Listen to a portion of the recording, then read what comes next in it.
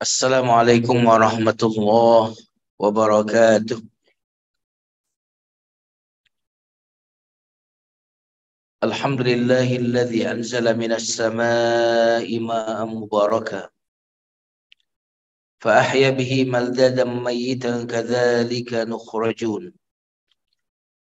Allahumma salli wa sallim wa barik ala nabiyyina Muhammadin sallallahu alaihi wasallam wa ala alihi wa ashabihi wa man sara ala nahjihi bi ihsanin ila yaumiddin, amma ba'd. Kaum muslimin dan muslimat, jamaah salat subuh Masjid Al-Aqsa, semoga semuanya senantiasa di dalam kesehatan dan perlindungan dari Allah Subhanahu wa taala. Dan sahabat-sahabat yang mengikuti secara Zoom-nya, yang tidak saya sebutkan satu persatu, semoga jamaah yang mengikuti secara Zoom juga senantiasa di dalam perlindungan dan kasih sayang Allah Subhanahu wa taala. Amin ya rabbal alamin. Sebelum masuk ke materi kajian Asmaul Husna, mari kita awali kajian ini dengan doa terlebih dahulu. Astaghfirullahalazim, astaghfirullahalazim, astaghfirullahalazim. Rabbi na'udzubika min hamazatis syayatin wa na'udzubika rabbi an yahdurun. Allahumma 'allimna ma yanfa'una wanfa'na bima 'allamtana wazidna 'ilman akhrijna min zulumatil jahli wal wahmi ila anwaril ma'rifati wal 'ilmi wa akhrijna min nufulish syahawat ila jannatil qurbat walhamdulillahi rabbil alamin. Kita baca basmalah. Bismillahirrahmanirrahim. Kajian Asmaul Husna kita hari ini akan membahas nama Allah Al-Baqi, yang maha kekal. Secara bahasa, baqi ini artinya berkesinambungan. Makanya menjadi kekal karena sesuatu yang kekal itu berkesinambungan. Sisa juga bahasa Arabnya baqi. Yang tersisa bahasa Arabnya juga baqi. Kenapa? Karena dia yang berkesinambungan dibanding dengan sebagian yang sudah hilang, ya kan? Ini secara bahasa. Di dalam Al-Quran, surat Hud ayat 86, Allah menyebut ketaatan kita itu dengan menggunakan kata baqi. Surat Hud ayat 86, Allah Subhanahu wa taala berfirman, baqiyatullahi khairul lakum in kuntum mu'minin wa ma alaikum bihafiz.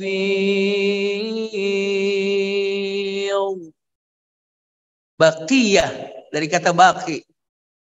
Baqiyatullah tafsirnya apa? Amal soleh atau ketaatan. Khairul lakum itu lebih baik bagi kalian. In kuntum mu'minin, jika kalian termasuk orang-orang yang beriman. Makanya ketaatan kita, amal soleh kita, sholat subuh ini bisa disebut dengan baqiyatullah. Kenapa disebut baqi? Karena kekal. Nabi Sulaiman membawa pasukannya yang begitu banyak lewat satu kampung. Orang kampungnya itu terpukau, kagum-kagum. Luar biasa yang dimiliki oleh Nabi Sulaiman. Nabi Sulaiman menjawab, nggak ada apa-apanya yang dimiliki oleh Sulaiman. Kenapa? Karena yang dimiliki oleh orang beriman berupa zikir itu jauh lebih hebat daripada yang dimiliki Sulaiman. Karena kerajaannya, kekayaannya akan lenyap, akan hilang. Tetapi zikirnya orang yang beriman, subhanallah, alhamdulillah, itu adalah baqiyah, kekekalan. Jadi ini yang kita lakukan ini kekal ini. Kekal. Salat subuh kita, salat zuhur kita, zikir kita, baca Quran kita, sedekah kita, Itu yang disebut dalam surat apa tadi? Baqiyatullah, surat Hud ayat 86. Nah, jamaah sekalian yang dimuliakan Allah.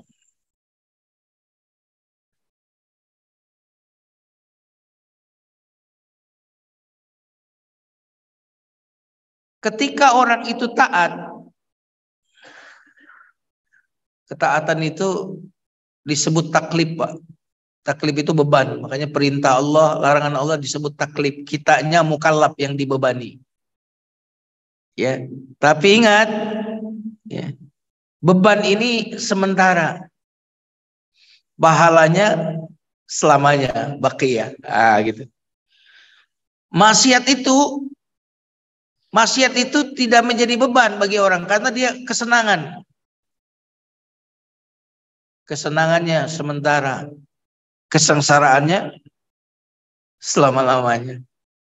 Ya. Makanya kalau baqiyatullah, ketaatan kepada Allah itu disebut baqiyatullah, artinya kekal, berkesinambungan, karena kelelahnya, capeknya itu sementara, akan tetapi kebahagiaannya, pahalanya, anugerahnya itu berkesinambungan atau baqiyah. Jemaah sekalian yang dimuliakan Allah Subhanahu wa taala.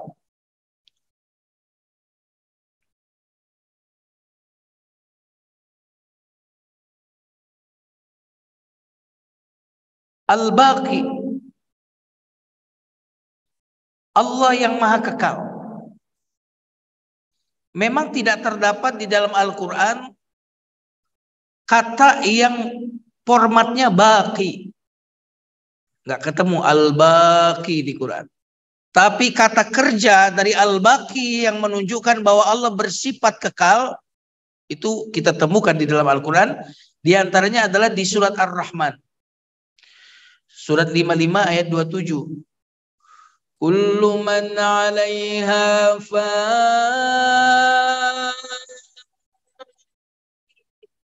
wa yabqa wajhu rabbika dzul jalali wal ikram.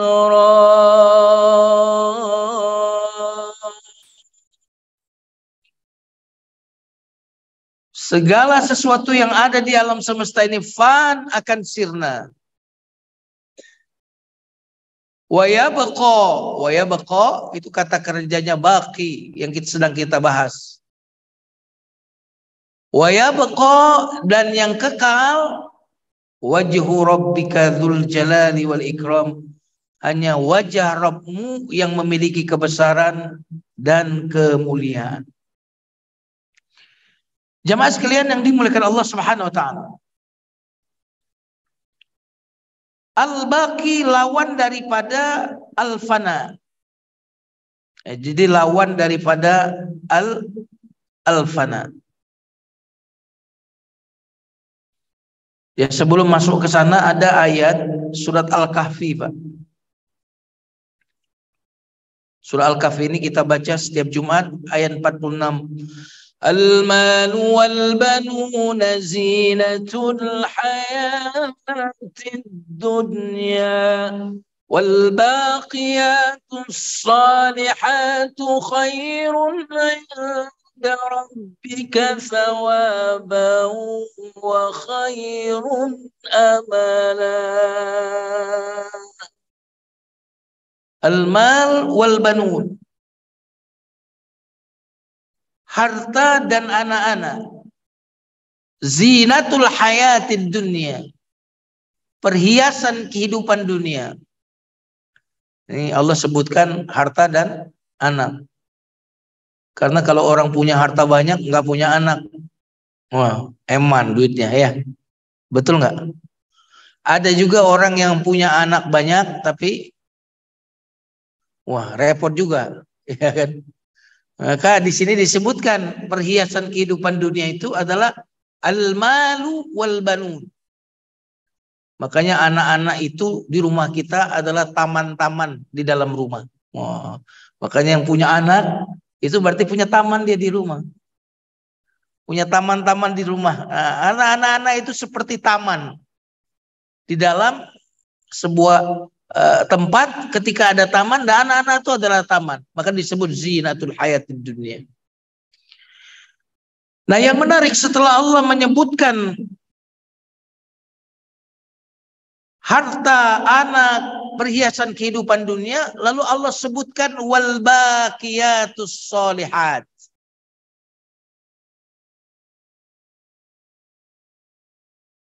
Dan amal-amal soleh, tapi Allah tidak menyebut kata wal a'malus soleh, Allah nggak sebut itu, tapi wal baqiyatus sholihat.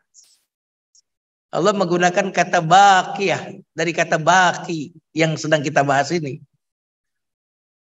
Padahal maksudnya apa? Amal-amal soleh. Allah tidak mengatakan wal a'malus solehah, tapi Allah menggunakan kata wal baqiyatus sholihat. Padahal maksudnya amal soleh. Kenapa? Karena Allah ingin mengatakan bahwa adapun amal soleh itu baqiyah, sinambungan kekal abadi, nggak akan lapuk, nggak akan berhenti. Kalau harta, anak, meskipun dia keindahan, tetapi itu semuanya tidak baqiyah, tidak kekal. Kita yang meninggalkan harta atau harta yang meninggalkan kita. Belum lama di komplek kami ada orang tua yang kehilangan anaknya usia 1 SMA. 1 SMA berarti berapa usianya? Anak itu ya seperti anak-anak kita ini. Senantiasa berada di masjid, Pak. Masjid, sopan, santun. Hampir semua orang jamaah mengenal dia. Anak baik, anak soleh. Dan ternyata bukan kami saja yang melihat, wah ini anak baik. Tetapi di keluarganya ternyata ini anak yang sangat disayangi oleh kakak-kakaknya. Sangat disukai, ya, dicintai. Meninggal mungkin sekitar tidak lebih dari 10 hari di rumah sakit dan belum ketahuan virus apa atau penyakit apa yang dideritanya sampai beliau meninggal, ya. Jangankan anak yang seperti itu, ya. Anak-anak yang bandel saja, kalau ada punya anak bandel meninggal, orang tua pasti sangat bersedih hati, ya kan? Betul nggak ya? Ini anak ini, aduh, prestasi akademisnya jelek, ya, akhlaknya belum baik, suka ngeselin. Tapi kalau ditinggal, orang tua akan sedih. Katanya kalau ditinggal bukan oleh anak, kesedihannya itu seumur orang yang ditinggal. Yang meninggal kakak. Kakak itu usianya berapa? 50 tahun, mungkin kesedihannya 50 tahun. Tapi kalau yang meninggal anak, katanya kesedihannya sepanjang hidup.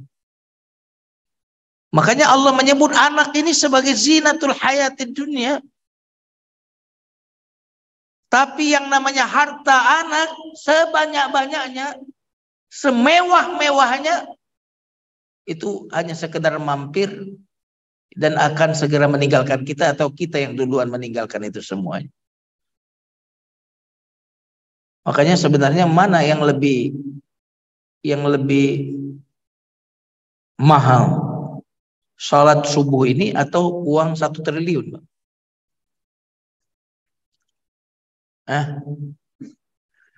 Halo, yang mana?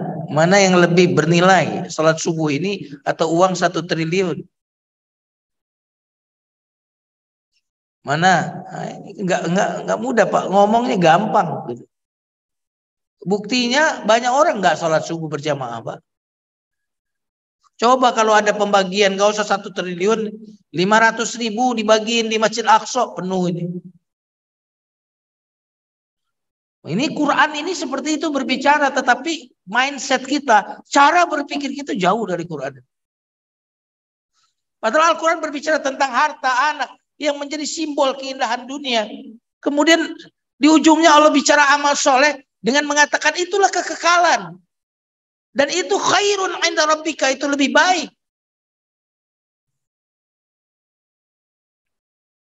Makanya karena harta, karena anak, itu perhiasan kehidupan dunia dan tidak kekal, diberikan kepada Fir'aun juga, Pak. Kenapa kok diberikan kepada Fir'aun? Ini kata Allah nggak ada nilainya. Nggak kekal, makanya Fir'aun pun saya kasih. Ateis pun saya kasih. Penjahat, diktator, aku kasih. Kenapa? Karena ini cuma perhiasan.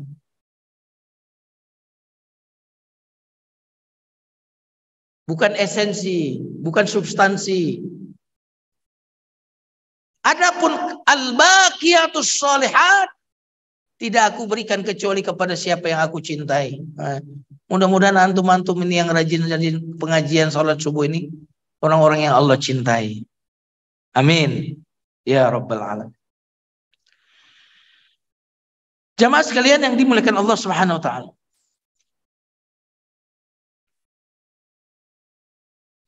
Maka derajat kita di akhirat tergantung kepada amal soleh kita. Nah, amal soleh kita tinggi, derajat kita tinggi. Amal soleh kita besar, derajat kita di surga besar. Nah, maka karunia Allah kepada kita yang terbaik itu bukan dunia. Saya ulang lagi, karunia Allah yang terbaik kepada kita itu bukan dunia. Tanda bahwa kita itu istimewa di sisi Allah bukan diberikan dunia. Jadi orang yang miskin, orang yang sakit-sakitan, itu bukan tanda kehinaan. Orang yang hina adalah orang yang tidak taat kepada Allah Subhanahu wa taala. Nah, itu perlu kita jadikan itu sebagai sebuah keyakinan kita. Maka dalam surat Al-Fajr Allah berfirman, "Fa'ammal insanu idza mabtalahu rabbuhu fa akramahu wa na'amahu fayaqulu rabbi akraman. Wa amma idza mabtalahu faqadara 'alaihi rizqahu fayaqulu rabbi ahanan." Kalla. Ada manusia yang berpikir kalau dia banyak harta, Allah memuliakan dia. Tapi kalau Allah uji dia dengan kesempitan rezeki, dia berpikir Allah menghinakan dia. Allah bilang apa? Kalla, salah itu, enggak benar. Kalau kita bicara tentang kemuliaan itu adalah harta, kekuasaan, berarti Firaun lebih mulia daripada Musa. Iya kan? Namrud lebih mulia daripada Nabi Ibrahim. Nah, apa itu kemuliaan? Ketika orang diberikan sesuatu yang kekal. Apa yang kekal? Amal soleh. Jadi mau tahu orang itu hina atau mulia di sisi Allah, lihat orang itu diberi amal soleh nggak boleh.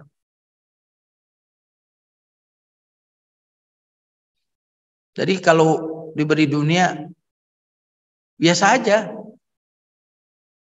Kenapa? Firaun juga dikasih, Namrud juga dikasih, Qarun juga dikasih. Bukan tanda kemuliaan. Dan kalau kita menjadi orang yang sederhana dalam sisi ekonomi, jangan juga merasa bahwa kita dikucilkan, ditinggalkan oleh Allah. Tidak. Karena itu bukan tanda kemuliaan.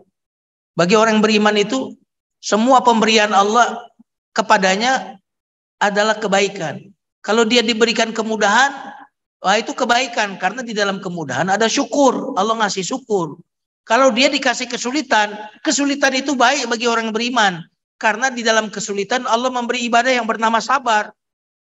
Jadi kita itu kan tujuannya untuk ibadah. Nggak ada yang hilang. Kalau dikasih kesenangan, kita diberikan ibadah syukur. Kalau dikasih kesulitan, kita diberikan ibadah sabar. Nggak ada yang hilang dari orang beriman itu. Yang membuat kita menderita itu adalah ya kita tidak hubungkan dengan tujuan kita diciptakan gitu loh. Semua peristiwa itu kalau kita hubungkan kepada tujuan penciptaan, nggak ada yang hilang. Yang sakit nggak ada yang hilang dari orang sakit. Jamaah sekalian yang dimuliakan Allah. Makanya dunia itu punya atap, Pak. Sekaya-kayanya orang, paling kalau keluar rumah bawa mobil cuma satu, atap. Iya kan, betul nggak nih? Rumahnya banyak, asetnya banyak, paling tinggal di satu rumah. Kamar rumahnya banyak, paling satu kamar dia tidur. Karena dunia itu punya atap, punya batas. Kasurnya banyak, cuma tidur di satu kasur saja. Apa yang nggak ada atapnya, yang nggak ada batasnya adalah akhirat, tidak ada batasnya. Nah, jamaah sekalian yang dimuliakan Allah Subhanahu wa taala. Maka di dalam Al-Qur'an sekali lagi kita akan temukan ayat-ayat yang berbicara tentang amal soleh, tentang akhirat, semuanya menggunakan kata abqa, dari kata baqi, wad duha, wal laili idza saja ma wadaka rabbuka wa ma qala. Nanti walal akhiratu khairul laka minal ula. Akhirat lebih baik bagimu daripada dunia, daripada ula. Nanti di ayat yang lain khairun 'inda rabbika thawaban wa khairun amala, dalam surat Al-Kahfi tadi. Jamaah sekalian yang dimuliakan Allah Subhanahu wa taala.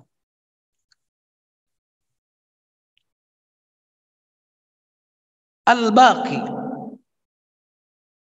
Apa makna Al-Baqi terkait dengan Asmaul Husna? Al-Baqi adalah dia yang wajib ada. Nah, itu namanya kekal, Pak. Wajib ada, Pak. Yang wajib ada. Kalau wajib ada berarti nggak pernah tiada dia. Betul kan? Wajib ada. Kalau kita ini nggak wajib ada, Pak. Kita ini mungkin ada, nggak wajib. Mungkin ada. Berarti juga mungkin apa? Mungkin tiada. Karena keberadaan kita ini nggak wajib. Kita dulu tiada. Berapa tahun kita tiada? Miliaran tahun, Pak. Tiada, Pak. Nggak ngaruh. Nggak ngaruh. Ada di muka bumi ini berapa tahun? Siapa di sini yang pengen umurnya 80 tahun, angkat tangan? Nggak ada yang mau, padahal doanya panjangkan umur, panjangkan umur, panjangkan umur. Siapa yang mau 80 tahun? Nggak ada yang angkat tangan. Artinya usia kita pun, kata Nabi, umur umatku antara 60 sampai 70 tahun.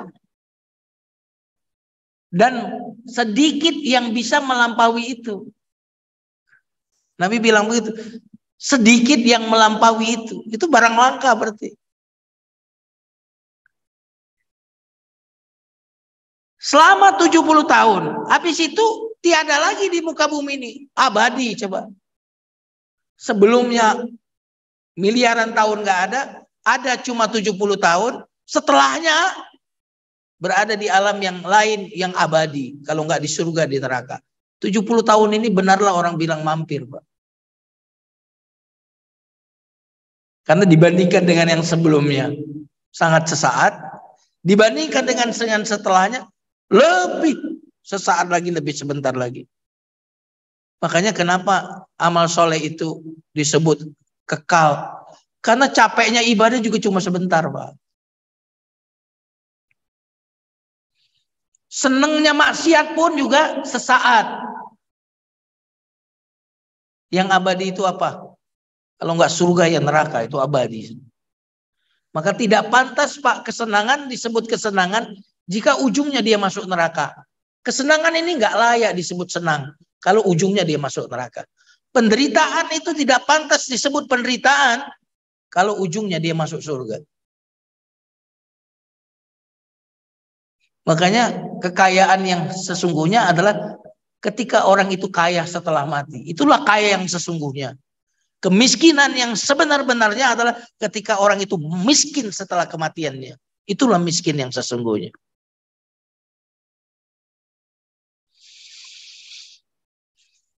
Jamaah sekalian yang dimuliakan Allah Subhanahu wa taala.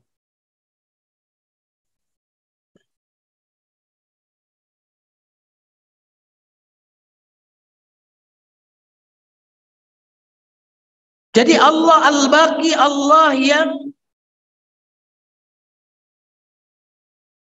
wajib ada. Itu maknanya. Nah, kalau wajib ada berarti dia nggak mungkin tiada. Dan mustahil tiada. Karena Tuhan itu kalau tiada, lalu bagaimana kita menyembah yang tiada? Betul nggak? maka menjadi sifat Tuhan itu dia kekal. Itu sudah sifat Tuhan kekal.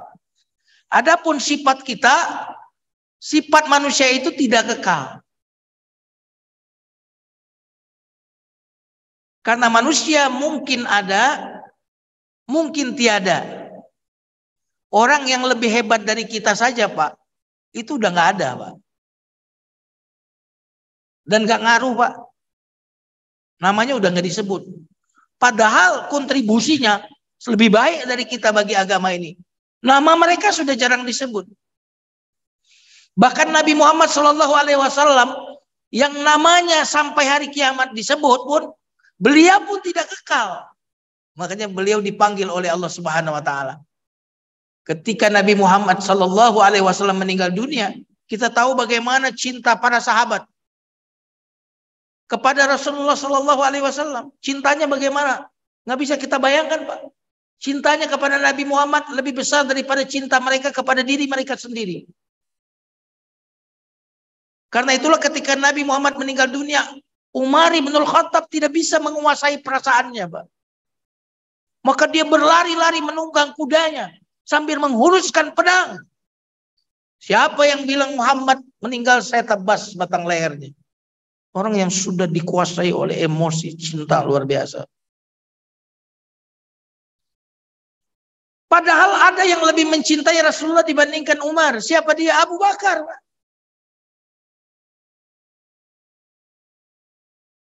Tapi perhatikan bagaimana kecintaan Abu Bakar kepada Rasulullah SAW. Ketika Umar kalap seperti itu, siapa yang mengingatkan Umar? Abu Bakar. Dibacakanlah firman Allah dalam surat Al-Imran kepada Umar yang sedang kalap seperti itu. Siapa yang menyembah Muhammad? Maka Muhammad telah wafat. Tapi siapa yang menyembah Tuhannya Muhammad?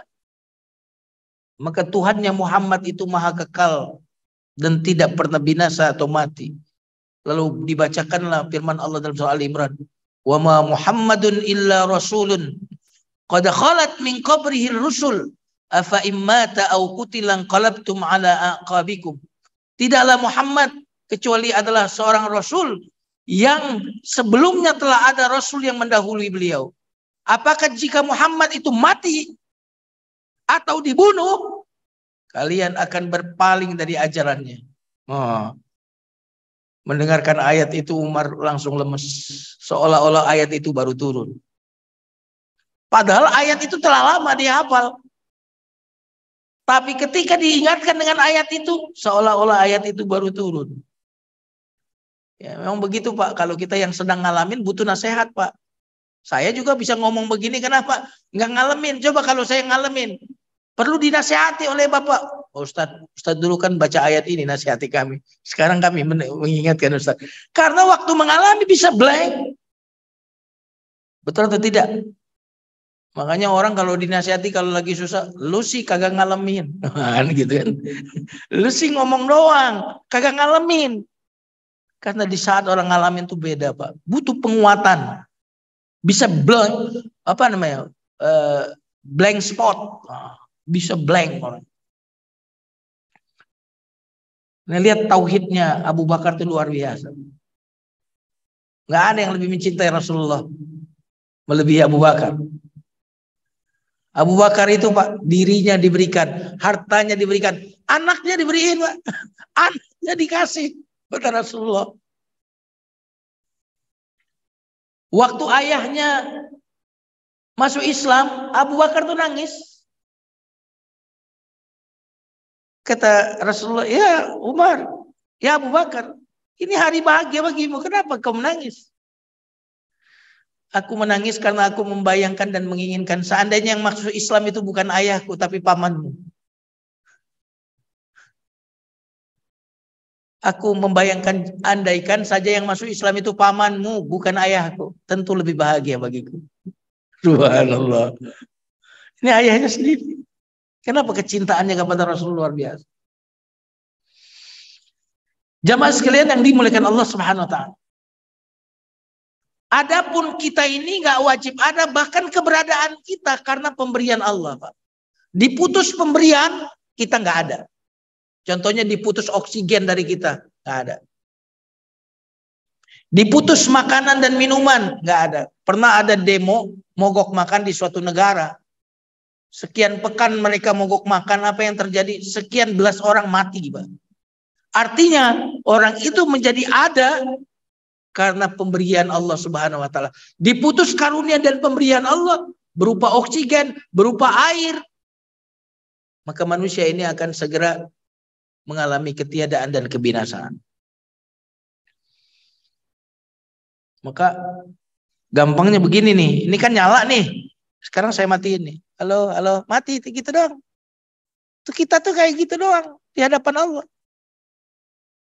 Coba bayangin manusia yang hidup dengan manusia yang mati. Dia juga. Ketika dia diberikan oleh Allah nyawa, diberikan ruh, bergerak, tersenyum, iya kan gitu.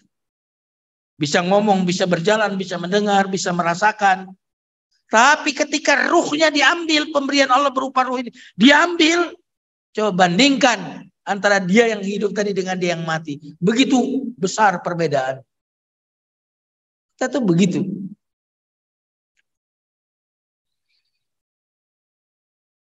Jamaah sekalian yang dimuliakan. Nah, Allah itu wajib ada karena keberadaannya itu bukan pemberian yang lain. Keberadaannya karena zatnya memang wajib ada. Kalau dari mana angka 2? 1 tambah 1. Dari mana angka 3? 2 tambah 1 atau 1 tambah 1 tambah 1 tambah 1. Dari mana angka 1? Nggak ada yang bisa jawab. Emang udah dari sononya. Kalau nggak ada angka 1, angka 2 nggak ada. Angka 3 nggak ada. Angka 4 nggak ada. Berarti selain angka 1 sebenarnya substansinya adalah 0. Iya kan? 0. Ini bukan ingin menyerupakan Allah dengan angka 1. Analogi saja. Untuk mendekatkan pemahaman. Walam yakul lahu kufuwan ahad. Kalau nggak ada Allah, nggak ada yang lain. Maka selain Allah itu nilainya 0. Kapan 0 itu punya nilai? Kalau ada angka 1. Karena gara-gara angka 1 ada angka 2. Coba 0, 0, 0, 0, 0 sampai 12 0. Berapa total? Ya 0. Coba taruh angka 1 di depannya. Berapa? 1 triliun. Coba hilangin 1-nya. Makanya orang yang nggak ada Allah hidupnya 0, Pak. Meskipun banyak duit. Dan Allah sebut 0-0 mereka. Firaun tuh 0, Pak. Qarun tuh 0 kalau kita baca Al-Quran. Tapi kalau orang pun 0-nya cuma 1, Pak. Cuma 1 0-nya, tapi dia ada Allah. 10 sudah. Gimana kalau orang yang 0-nya banyak? Luar biasa. Aduh, rugi sekali orang nggak ada Allah tuh rugi sekali. Yeah. Jamaah sekalian yang dimuliakan Allah Subhanahu wa taala.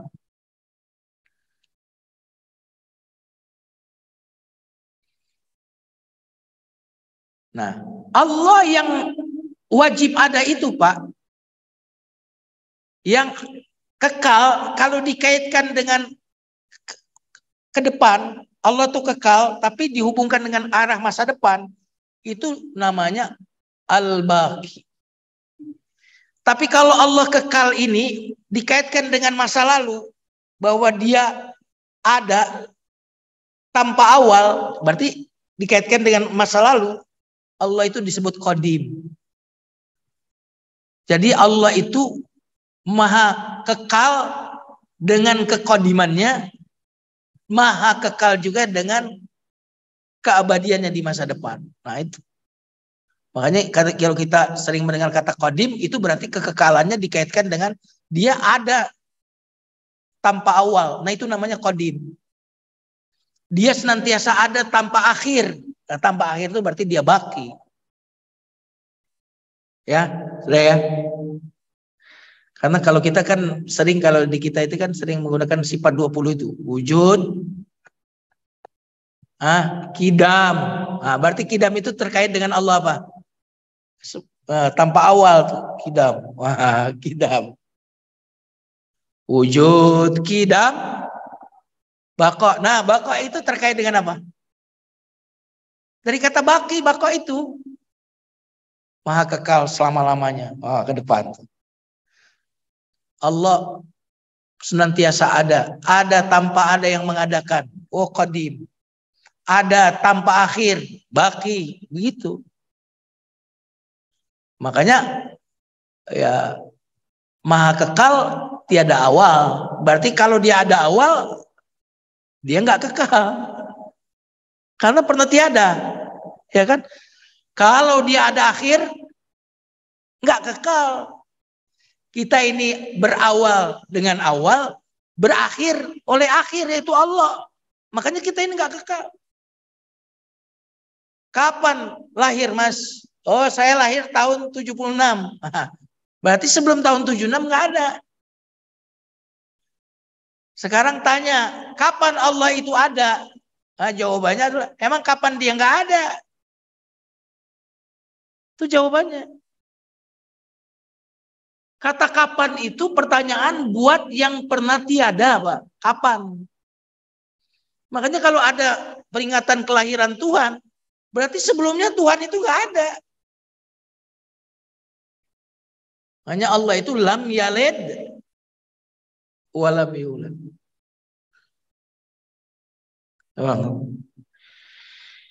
Jamaah sekalian yang dimuliakan Allah Subhanahu wa taala.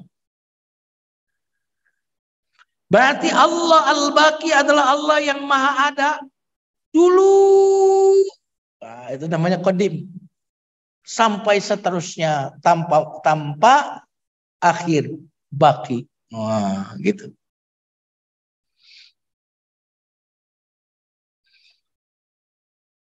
Nah, tapi karena orang yang beriman ini, Pak, bagi Allah mereka ini spesial. Maka jika orang yang beriman ini beramal soleh di dunianya, maka Allah beri kabar gembira kepada manusia yang soleh tadi akan memasuki surga yang kekal. Bedanya apa kekekalannya surga? Kekekalan surga itu bukan karena dirinya, tetapi karena dikekalkan oleh Allah. Kekekalan penduduk surga itu bukan karena dirinya, tapi karena dikehendaki oleh Allah Subhanahu wa taala.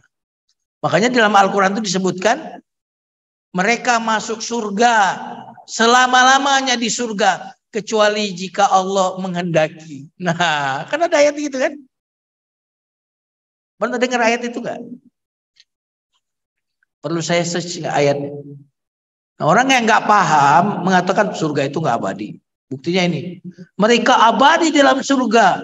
Ya. Kecuali jika Allah menghendaki. Akhirnya dia bilang apa? Ternyata akhirat tidak kekal.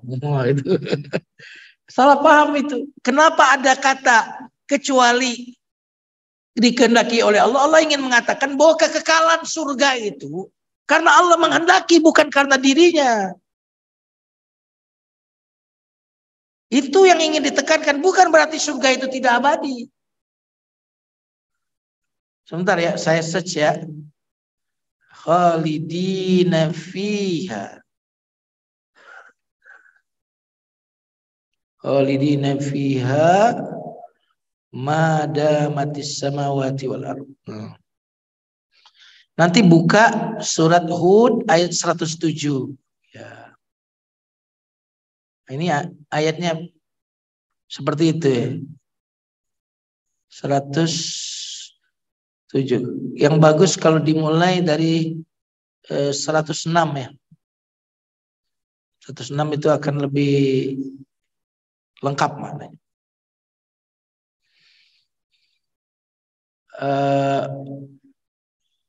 Oh itu neraka. Yang bawahnya 108. Wa ammal ladzina su'idu fil jannah khalidina fiha ma damatis samawati wal ard illa ma syaa rabbuk. Adapun orang-orang yang diberikan kebahagiaan maka mereka berada di surga selama-lamanya, selama langit dan bumi. Langit dan bumi mana nih maksudnya? Bukan langit bumi di sini, Pak. Langit bumi di akhirat. Karena di ayat yang lain, ketika nanti langit dan bumi diganti dengan langit dan bumi yang berbeda. Oh, gitu maksudnya. Terus disebut, illa masya rabbu, kecuali jika Allah menghendaki nggak abadi. Kenapa perlu ayat ini? Di sini ketauhidan kita. Bukan berarti surga itu nggak abadi. Kita ingin mengatakan bahwa surga ini abadi karena kehendak Allah. Bukan karena surga itu sendiri abadi, tapi karena Allah yang membuat dia abadi. Nyambung ya? Sudah ketemu ayatnya.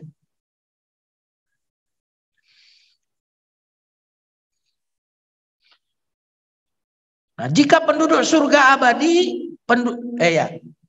semua selain Allah di dunia ini abadi atau binasa?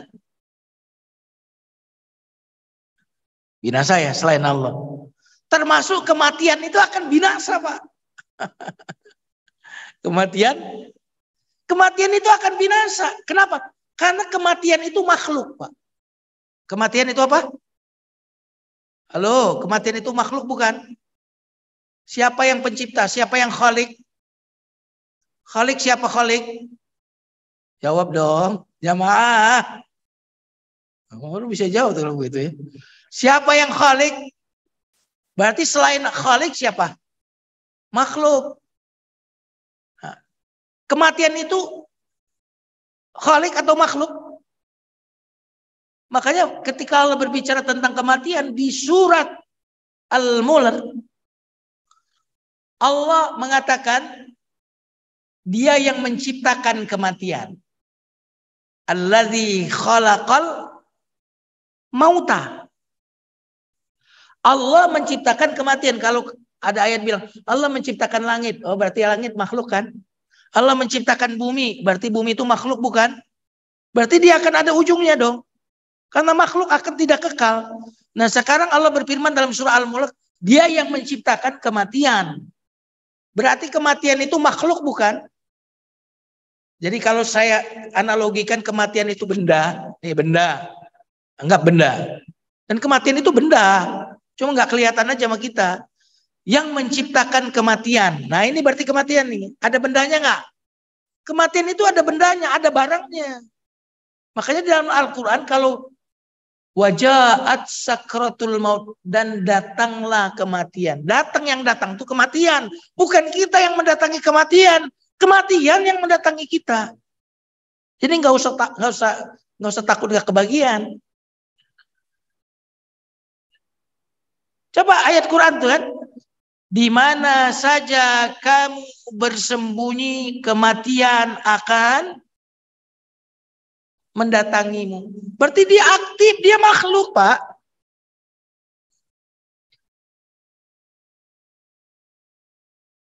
Infaklah sebelum datang kepada kalian kematian yang mendatangi kita. Kita lari dari kematian deketin kita. Kita ini mengejar sesuatu yang lari dari kita, lari dari sesuatu yang mengejar kita.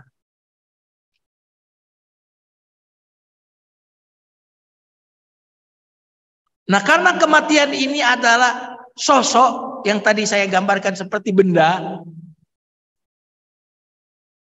Karena dia makhluk, maka dia ada ujungnya. Waktu penduduk surga masuk surga, penduduk neraka masuk neraka, kematian dipanggil. Silakan baca di kitab-kitab tentang hari kiamat. Hadisnya ada. Nah, kemudian kematian itu digambarkan datang seperti seekor makhluk. Sebutlah seperti kambing, kira-kira gitu. Untuk memahamkan kita saja. Kemudian Allah perintahkan untuk dibinasakan kematian itu. Penduduk surga ketika melihat kematian dibinasakan makin senang. Asik. Kita bahagia nggak ada matinya nih gitu kan. Bergembira ahli surga ketika melihat kematian itu dibinasakan. Penduduk neraka yang melihat kematian dibinasakan menambah apa bagi mereka? Menambah penderitaan mereka. Waduh, kita penderitaan yang tidak ada habisnya. Makanya penduduk neraka itu dalam surah Az-Zukhruf ayat 77 mereka berkata, wanadau, mereka memanggil penjaga neraka, ya Malik, wahai Malik, malaikat penjaga neraka. Lihat dia alaina rabbuka. Ya, suruh Tuhanmu kami ini dibinasain aja deh biar selesai. Gitu.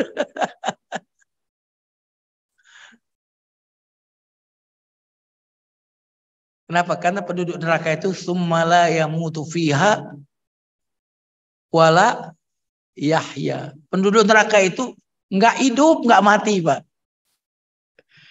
Kenapa nggak disebut nggak hidup, Pak? Hidup seperti itu nggak pantas disebut hidup, Pak. Disiksa melulu.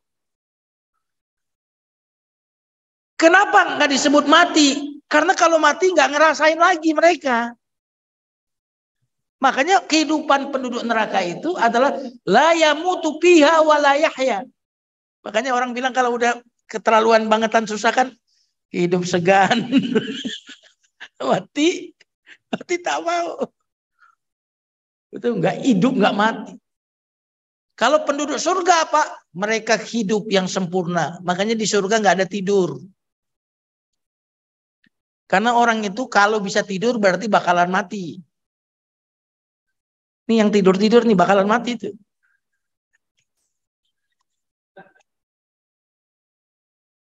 Karena memang mati itu saudaranya tidur, Pak. Tidur itu saudaranya mati. Makanya mau tidur baca doa mati kan. Bismika amut kan gitu. Bangun tidur itu kebangkitan. Jadi kita setiap hari mati, tiap hari bangkit. Itu udah tiap hari tuh. Masih nggak percaya juga dengan kebangkitan. Orang tiap hari bangkit kok nggak percaya sama kebangkitan. Nggak percaya ada kehidupan setelah mati. Lah waktu tidur aja dia hidup di alam lain. Jalan-jalan kemana. Nggak pakai kaki tuh. Emang alamnya beda nggak pakai kaki. Melihat pemandangan-pemandangan yang indah di alam tidur. Diceritain waktu bangun. Nggak pakai mata tuh. Emang alamnya beda kok. Kita ini butuh kaki, butuh mata. Di alam ini Pak. Di alam lain nggak butuh begini-ginian nih. Makanya orang kalau tidur Pak dikejar anjing. Bagi dia yang dikejar anjing dan belum bangun. Realitas atau mimpi Pak itu? Bagi dia yang sedang tidur dan dikejar anjing di alam mimpi itu Pak. Belum bangun. Realitas atau mimpi bagi dia? Jawab dong. Realitas atau mimpi? Belum bangun orangnya. Realitas atau mimpi? Realitas. Kapan dia bilang mimpi? Kalau sudah terbangun dari itu. Kalau dia nggak bangun-bangun, Pak. Kan ada orang tidur nggak bangun-bangun. Itu realitas atau mimpi?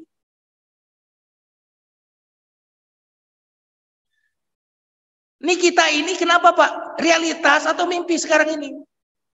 Kita anggap realitas kenapa? Karena kita belum bangun. Karena kematian itu bangun. Kita ini hidup di dunia seperti orang tertidur. Dan kematian adalah saat kita terbangun dari tidur. Saat kita terbangun, saat mati itu kita bilang, ternyata dunia itu cuma mimpi. Jadi yang kaya-kaya, yang sok-sokan dengan kekayaannya itu kaya dalam mimpi itu. Yang miskin, itu nggak usah sedih banget. Anda miskin dalam mimpi aja. Ntar kalau udah terbangun, itulah hakikat diri Anda sesungguhnya. Ketika Anda mati, Anda terbangun berarti.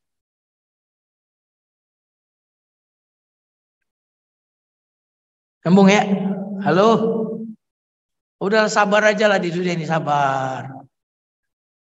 Ya, yang sejahtera nggak usah sombong juga. Yang miskin, yang sedih, yang sakit, sabar sebentar kok, cuma sebentar. Ini saya nggak yakin nih 50 tahun yang akan datang masih ada nih yang di sini nih, nggak yakin.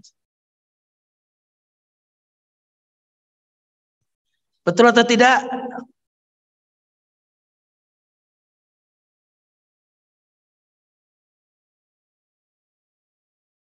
Terusin nggak nih?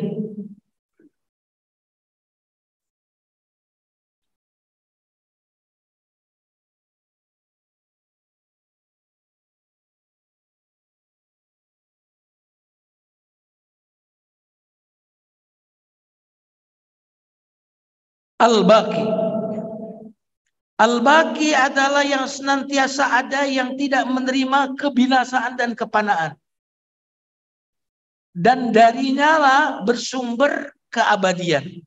Karena Allah itu maha abadi, maha kekal, maka seluruh keabadian dari selain Allah bersumber dari Allah. Surga abadi bersumber dari Allah. Neraka abadi bersumber dari Allah. Karena Allah yang maha abadi. Karena keberadaan selain Allah itu pemberian, Pak. Iya kan? Berarti ketika pemberian ini dicabut, hilang orang ini. Ruhnya diambil, hilang orang ini. Surga begitu juga. Menjadi ada dan terus menerus ada karena pemberian Allah. Kayak mobil bisa bergerak karena bensin. Coba nggak ada bensin. Ya sudah selesai. Nah, jamaah sekalian yang dimuliakan Allah Subhanahu wa taala. Oke. Abadi. Nah, karena Allah itu abadi dulu, sekarang dan terus menerus, maka Allah itu mengalami perubahan nggak, Pak? Bapak, Allah itu mengalami perubahan nggak? Kalau Allah abadi dulu, sekarang, masa yang akan datang, abadi. Allah itu mengalami perubahan nggak? Berarti Allah dulu, Allah sekarang, Allah masa akan datang, sama nggak? Karena abadi. Kalau saya mau tanya, Bapak dulu dengan sekarang sama nggak? Karena Bapak nggak abadi. Betul nggak? Coba lihat foto-foto Bapak dulu. Sama. Sama banyak, Pak. Iya kan? Dulu kecil kan gitu. Kecil, ya ingusan apa gitu kan. Apalagi yang tinggal di kampung, ya kan gitu. Culun, ini kelihatan gitu kan. Dulu, Bapak mulai besar. Dulu nggak punya ini, nggak punya itu, ya. Sekarang sudah punya rumah. Dulu padahal kontraktor, kontrak di mana-mana. Mana-mana jalan kaki, naik bis, naik angkot. Sekarang udah punya motor, mobil lebih dari satu. Nah, sekarang begitu. Badan kuat sekarang. Nah, Bapak yang akan datang sama nggak? Nggak akan sama. Menua, ya apalagi memutih, membongkok, apalagi itu, memburam. Betul nggak?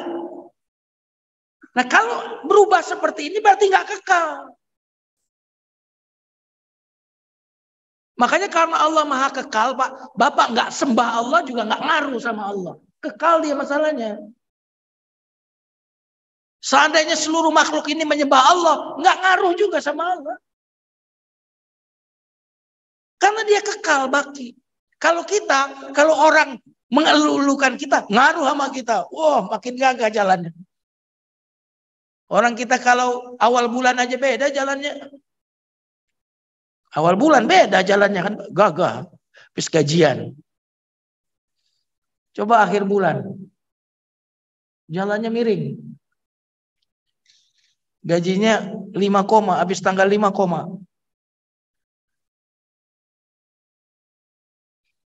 Nah, jadi ingat, ini yang terakhir ini penting, Pak. Allah maha kekal. Berarti Allah dulu, sekarang, akan datang sama nggak? Jadi sebelum ada makhluk, dengan Allah setelah ada makhluk, sama nggak? Sama. Disembah makhluk, dengan tidak disembah makhluk, sama nggak Allah? Nggak ngaruh. Makanya Allah ciptakan surga dan neraka, seolah Allah bilang, terserah. Gitu loh. Terserah lo, gitu loh. Mau yang ini, mau yang itu. Kalau mau ini, begini caranya. Kalau masuk neraka, begini caranya. Monggo. Nggak ngaruh sama Allah. Jadi jangan merasa berjasa sama Allah. Apalagi merasa berjasa dengan agama kita ini. Agama ini yang berjasa kepada kita. Bukan kita yang berjasa kepada agama ini.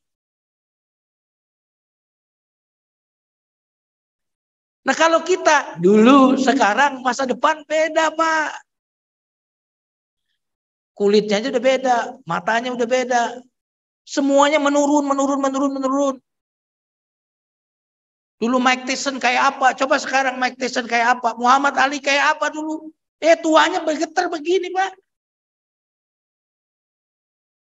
Seolah kalau makin tua Allah sedang berkata kepada kita, Fulan, matamu sudah mulai buram, pendengaranmu sudah mulai budek, rambutmu sudah mulai putih, gigimu sudah mulai ompong, punggungmu sudah mulai bongkok.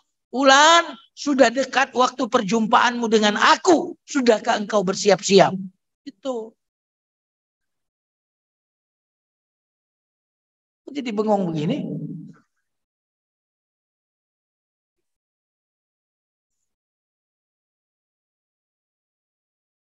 Makanya jangan sering-sering tanya umur, berapa umur. Salah pertanyaannya. Kalau bertanya, mas, siapa namanya? Bulan. Berapa sisa umur, mas?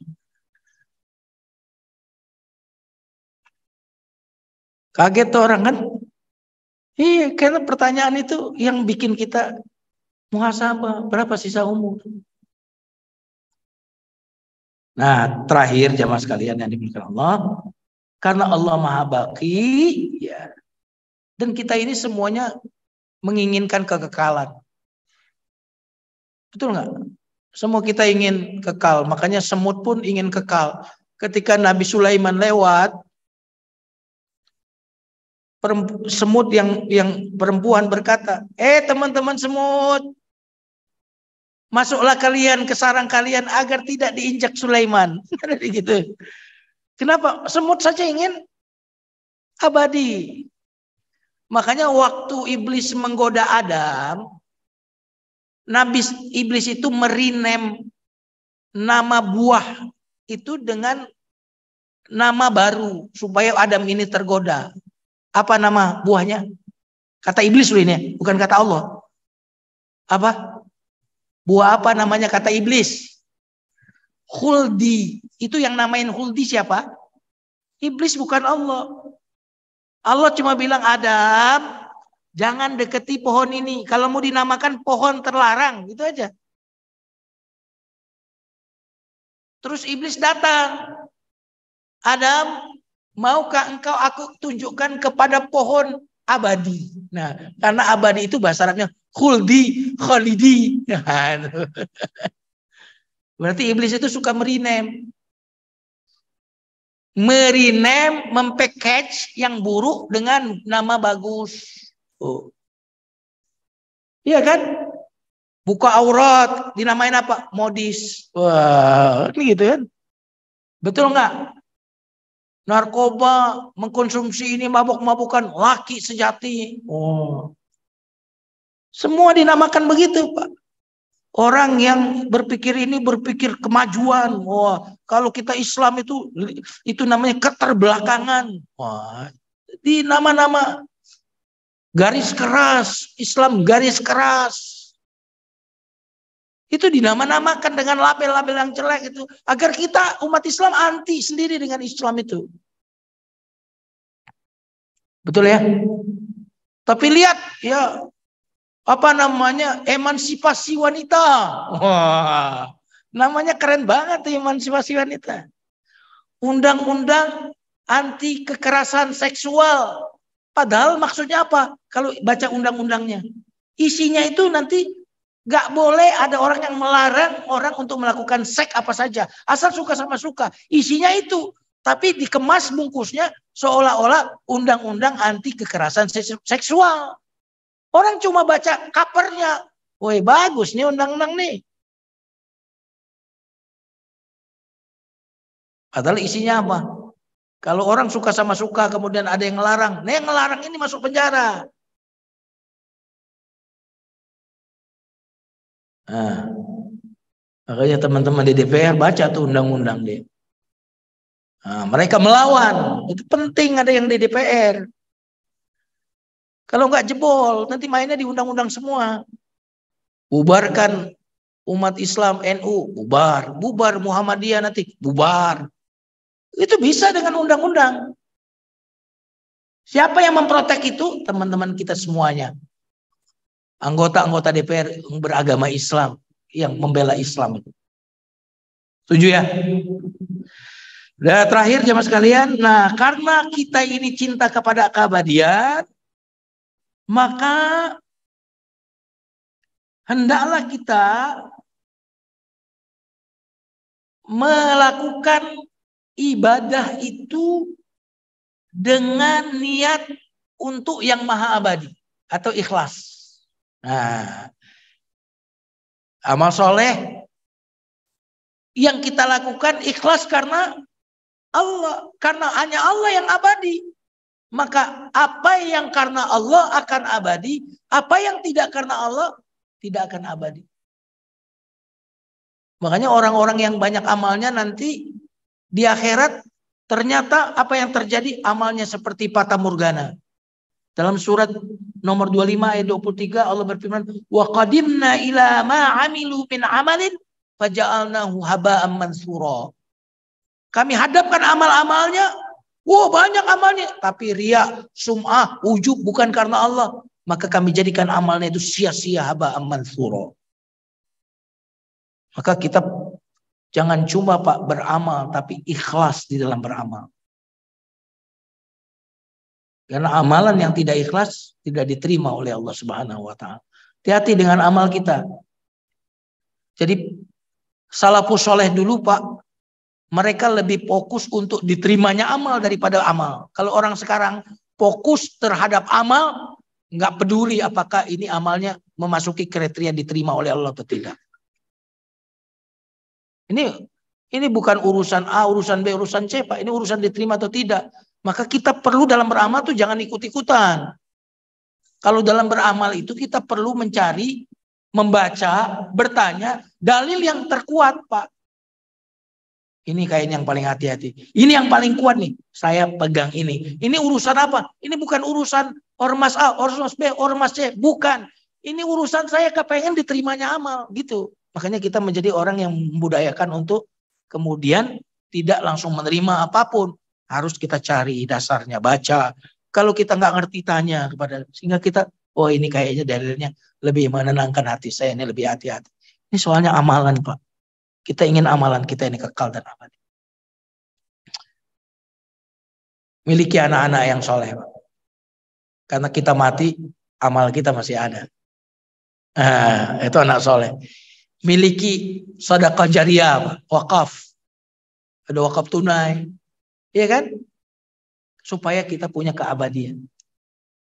Kalau kita punya ilmu, kita itu bisa digunakan. Ada Pak, banyak, ada kiai yang tidak sepopuler kiai-kiai sekarang, Pak. Tetapi keabadiannya saya pikir itu sampai hari kiamat orang abadi itu orang. Itu loh Pak. Kalau Bapak baca buku Iqra itu, bagaimana cara belajar Quran dengan metode Iqra, ada foto di situ. Kiai siapa itu? As'ad atau siapa itu? Perawakannya kurus kan? Ya, nggak pernah masuk TV, saya pikir dia itu. Tapi luar biasa itu. Iya kan? Hampir anak-anak di sampai kampung-kampung itu buku Iqra 1. Sampai Iqra berapa? 6 kalau 1 7. Itu foto dia sendiri yang ngarang tuh, luar biasa ini orang. Mungkin anak kita yang belajar Iqra itu siapa yang ngarang? Nggak tahu dia, padahal di situ. Tapi lihat orang ini karyanya luar biasa. Nah, maka kalau kita punya rezeki, ya punya ilmu, itu jadikan dia legacy kita untuk umat ini. Jadikan dia legacy kita untuk agama ini, agar kita memiliki keabadian dan kesinambungan di dalam amal soleh. Wallahu a'lam bishawab, ini yang bisa Anda sampaikan. Silakan bagi yang ingin bertanya. Ya, jadi nikmat itu adalah ketika peristiwa itu mendekatkan kita kepada Allah, itulah nikmat. Kebaikan itu adalah segala sesuatu yang mendekatkan kita kepada Allah, itu kebaikan. Keburukan itu adalah segala sesuatu yang menjauhkan kita dari Allah. Nah, berarti kalau kita diberikan kekayaan, kekayaan itu mendekatkan kita kepada Allah, maka dia jadi kebaikan. Kemiskinan yang membuat orang itu kemudian makin dekat gara-gara miskin, banyak loh Pak, gara-gara diberi sakit, orang akhirnya ke masjid. Dulu nggak pernah ke masjid. Berarti sakit ini adalah bagi dia adalah sebuah kenikmatan yang Allah berikan kepada diri. Jadi kata kuncinya adalah apabila dia mendekatkan kepada Allah, itulah definisi kebaikan. Apa itu keburukan? Keburukan itu adalah orang yang dijauhkan dari Allah, itulah keburukan. Makanya saya percaya dengan kalimat ini. Tidak ada orang yang baik tidak pernah mendapatkan keburukan. Kenapa? Karena definisi kita tentang kebaikan tadi apa? Dekat kepada Allah, mendekatkan diri kepada Allah, itulah kebaikan. Berarti orang baik senantiasa mendapatkan kebaikan. Orang jahat senantiasa mendapatkan keburukan. Orang jahat nggak pernah mendapatkan kebaikan. Karena agama kita ini tidak pernah menyebut dunia ini kebaikan. Allah tidak pernah menyebut harta itu kebaikan. Jabatan itu kebaikan. Dia netral. Bisa jadi baik, bisa jadi buruk. Gitu. Kemiskinan itu bisa jadi baik, bisa jadi buruk. Penyakit bisa jadi baik, bisa jadi buruk. Apa itu kebaikan? Segala sesuatu yang menambah dekat kita kepada Allah, itulah kebaikan. Maka sebenarnya semua keadaan kita itu bisa kita jadikan dia sebagai sarana kebaikan kepada Allah. Ada dua tangganya. Menjadikan dia kebaikan dengan tangga syukur. Dengan tangga apa? Tangga syukur. Atau menjadikan dia kebaikan dengan tangga sabar. Makanya orang beriman itu naik terus. Kalau nggak naik dengan tangga yang bernama kesabaran, dia naik dengan tangga yang bernama kesyukuran. Sebenarnya penderitaan itu sendiri ada pemberitahuan dari Allah. Betul nggak? Ada yang nggak beres gitu. Penderitaan itu. Ya. Maka Allah itu memberikan perhitungan di dunia dan di akhirat. Kalau di akhirat perhitungan itu namanya balasan. Kalau di dunia ini perhitungan namanya pendidikan. Nah, pendidikan. Makanya yang salah dihukum oleh Allah sebagai pendidikan. Jadi perhitungan di dunia ini pendidikan agar orang ini sadar. Ya, agar sadar. Nah, kalau bagaimana cara mengingatkannya?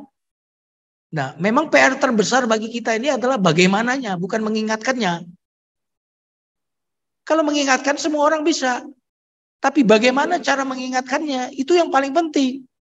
Yaitu PR yang paling berat. Kenapa? Karena semua orang itu punya pintu masuk yang belum tentu kita menemukan. Pintu masuk kepada orang itu tuh pintunya apa? Karena Al-Quran itu mengatakan masukilah rumah itu dari pintunya. Ya. Nah, antum temukan pintunya. Salah. Kalau antum tanya saya gimana caranya? Temukan pintunya. Maksudnya apa Ustadz? Ya, pintunya. Orang ini pasnya dinasihati pakai apa? Nah, itu pintunya. Orang ini akan menerima nasihat saya kalau seperti apa? Nah, itu pintunya. Karakter orang ini seperti apa? Pasnya dinasihati apa?